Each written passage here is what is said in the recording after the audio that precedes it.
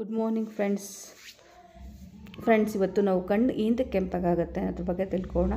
ಕಣ್ಣಿಗೆ ಧೂಳು ಬಿದ್ದಾಗ ಮೊಬೈಲ್ ಸ್ಕ್ರೀನ್ ಅಥವಾ ಟಿ ವಿ ಸ್ಕ್ರೀನ್ ಅತಿ ಹೆಚ್ಚು ಬಳಸೋದು, ನಾವು ವೆಲ್ಡಿಂಗ್ ಕೆಲಸ ಮಾಡೋರಿಗೆ ಕಣ್ಣು ಕೆಂಪಗಾಗುತ್ತದೆ.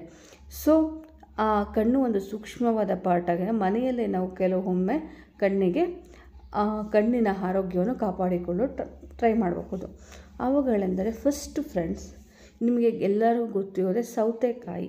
ಆ ಸೌತೆಕಾಯಿಯನ್ನು ಸಣ್ಣ ಸಣ್ಣ ಸ್ಲೈಸಾಗಿ ಕಟ್ ಮಾಡಿಕೊಂಡು ನಮ್ಮ ಕಣ್ಣಿನ ಮೇಲೆ 10 ರಿಂದ 15 ನಿಮಿಷ ಇಟ್ಟುಕೊಳ್ಳುವುದರಿಂದ ನಮ್ಮ ಕಣ್ಣು ಕೆಂಪಾಗಿದ್ದು ಕ್ರಮೇಣ ಕಡಿಮೆ ಆಗುತ್ತದೆ. ಜೊತೆಗೆ ನಮ್ಮ ಕಣ್ಣಿನ ಸುತ್ತಲೂ ಇರುವಂತಹ ಕಪ್ಪು ಕಲೆಯು ಸಹ ಕಡಿಮೆ ಆಗುತ್ತದೆ, ಕಣ್ಣನ್ನು ಸ್ವಚ್ಛ ಮಾಡುತ್ತದೆ.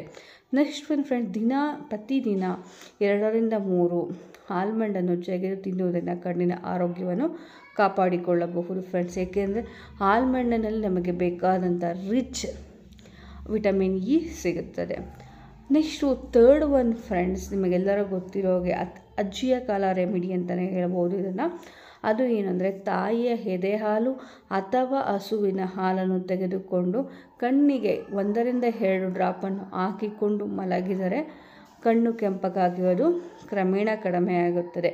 ಅಥವಾ ಒಂದು ಹತ್ತಿ ತೆಗೆದುಕೊಂಡು ಹಾಲಿನಲ್ಲಿ ಡಿಪ್ ಮಾಡಿ ಕಣ್ಣಿನೊಳಗೆ ಇಟ್ಟರೂ ಸಹ ಕಣ್ಣು ಕೆಂಪಗಾಗಿರೋದು ಕಡಿಮೆ ಆಗುತ್ತದೆ friends. Thank you for watching.